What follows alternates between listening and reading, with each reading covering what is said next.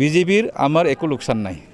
অসমত প্ৰমোদ বড়ো 3বাৰ হাৰি গ'লেও অসমত মুখ্যমন্ত্ৰী সলনি নহয়, অসমত চৰকাৰ সলনি নহয়। বিজেপি চলাব অহা 15 বছৰে। ये तामुलपुर सीट हमारा है, मेरा होम कॉन्स्टिट्यूंसी है, इसको हम निगोशिएट नहीं करेगा। মোক যদি বিজেপিৰ পাৰ্টিটো দিয়াহেঁতেন UPPLৰ ভোট এটাও নালাগে, এনেই জিকি যাওঁ আমি। এইটোৱেই ৰাইজক স্পষ্টভাৱে জনাই দিছে যে এইবাৰ আৰু তামুলপুৰ সমষ্টিৰ পৰা UPPLক বিদায় দিবৰ সময় হ'ল।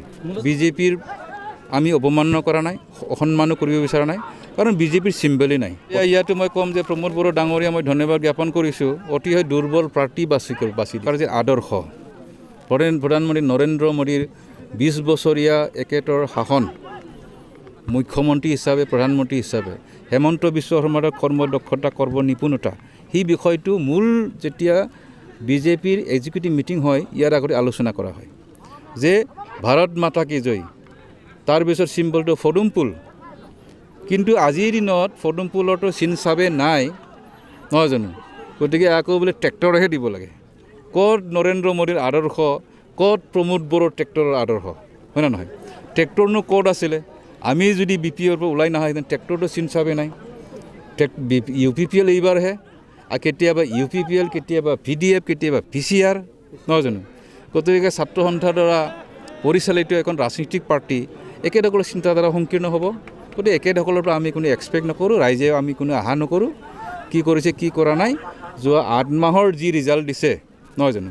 সেইটোৱেই ৰাইজক স্পষ্টভাৱে জনাই দিছে যে এইবাৰ আৰু তামুলপুৰ সমষ্টিৰ পৰা UPPLক বিদায় দিবৰ সময় হ'ল। ডেভেলপমেণ্ট ইছ্যু যে মোৰ ব্যক্তিগতভাৱে যে বঞ্চিত হ'লোঁ পাৰ্টিৰ পৰা, কিন্তু মই বিজেপি যোগদান কৰাৰ পিছত জিলা হিচাপে আমি পালোঁ, পাগলাদিয়াৰ পৰা 2খন দলং পালোঁ। তাৰপিছত যেনে পলিটিকেল ইছ্যু হিচাপে আমাৰ কি হৈ গ'ল যে অসমৰ অন্যতম এটা ডিষ্ট্ৰিক্ট হিচাপে তামুলপুৰ সমষ্টি এতিয়া চৰ্চাৰ বিষয় হৈ পৰিছে। গণেশ কছাৰী ডাঙৰীয়াই কৈছিল যে BTCত MLA-বিলাকৰ কাম নাই, কাৰণ MLA-বিলাকৰ কাম নাই। EM-বিলাক হ'ল MLA-ৰ ওপৰত চাইৰেন বজাই ঘূৰে, নহয় জানো? গতিকে আমি MLA-বিলাকতো আমি আহোঁ, আমাৰ এৰিয়া ডেভেলপমেণ্টৰ হিচাপ এটা দিব পাৰোঁ যে মই কিমান কি কৰিলোঁ। তামুলপুৰ ওদালগুৰি ৰাস্তা নাছিলে, এইবিলাক এটা পইচাও BTCৰ নহয়, এছিয়ান ডেভেলপমেণ্ট বেংকৰ হয়। একেডাকলে যদি কিবা চিঠি লিখাৰ প্ৰমাণপত্ৰ আছে দিয়ক, কিন্তু মই চিঠি লিখাৰ প্ৰমাণপত্ৰ মই দিব পাৰোঁ। গতিকে গণেশৰ কথা, এতিয়া গণেশতো কি হ'ল যে BPFৰ টিকটটো পোৱা নাই, হাহাকাৰ। কিন্তু সেইদিনা এটা বিধি এটা উলংঘা কৰিলে সেই BPFৰ মানে ফ্লেগ লৈ পেলাই নমিনেশ্যন দিব গৈছিলে, কিন্তু কেমেৰাত বন্দী হৈ আছে। যদি একশ্যন যদি ল'ব পাৰে আমাৰ BPFে। এইটো পিছৰ কথা। ৰাইজে মোক নিৰ্বাচনত নামিবৰ কাৰণে আগবঢ়াইছে, গতিকে মই আলোচনা কৰিব লাগিব যে মই কোনটো পাৰ্টিত জইন কৰোঁ। কিন্তু আজিৰ দিনত এইটো স্পষ্ট যে দুটা পাৰ্টি আছে, UPPL আৰু BPF। এইবাৰৰ তামুলপুৰ সমষ্টি আৰু গোসাইগাঁওৰ সমষ্টি হ'ল বিজেপি নাতি দূৰীৰ পৰা চাই থাকিব। তাৰপিছত দুটা ভাই ককাইৰ মাজত যোনে জিকে, কোনোবা যদি জিকি যে পুৰস্কৃত হ'ব, কিন্তু পৰাজয় বৰণ কৰিলেও সি একেটা মালিকৰ আণ্ডাৰত থাকিব লাগিব। গতিকে ৰাইজৰ ওপৰত আছে কোনটো পচন্দ কৰে, BPFক পচন্দ কৰিব নে UPPLক পচন্দ কৰিব। বিজেপিৰ আমাৰ একো লোকচান নাই। অসমত প্ৰমোদ বড়ো 3বাৰ হাৰি গ'লেও অসমত মুখ্যমন্ত্ৰী সলনি নহয়, অসমত চৰকাৰ সলনি নহয়। বিজেপি চলাব অহা 15 বছৰে। জিকিব। একেট হ'ল এটা ছ'চিয়েল ৱৰ্কাৰ, মানে ৱেল এষ্টাব্লিছ, সমাজৰ কাম কৰি আছে। গতিকে একে নিশ্চয় জিকিব। সৰ্বৰহী মানুহ হয়, আৰ্থিকভাৱে অৱস্থা ভাল, এজন ভাল খেতিয়ক হিচাপে একেটৰ নাম আছে পাৰ্চন। চাওক, বিজেপি বুলি ক'বলৈ গ'লে তামুলপুৰ সমষ্টি বা সমগ্ৰ BTC নিৰ্বাচনৰ আগতে কোনো চিনচাপ নাছিল, জাষ্ট ৰুটিন ৱৰ্কছ আহে তেনেকৈ। এতিয়া আমাক যোগদান কৰাইছে। আপোনালোকে মনত পেলাওক যে যেতিয়া 50,000 মানুহলৈ যোগদান কৰিছিলোঁ, তেতিয়া আমাৰ অসমৰ যি ষ্টেট প্ৰেচিডেণ্ট আছিল, আমাৰ বৰ্তমান মুখ্যমন্ত্ৰী ডাঙৰীয়াই কি কৈছিলে যে চিটিং MLA আমি প্ৰথমবাৰৰ কাৰণে পাবৰ কাৰণে সক্ষম হ'লোঁ BTC অঞ্চলত। আমি 12টা সমষ্টিত প্ৰাৰ্থিত্ব দিম, হয় না নহয়? কিন্তু গোটেই বিষয়বস্তুবিলাক আমাৰ প্ৰমোদ বড়ো ডাঙৰীয়াই চেবটেজ কৰিলে।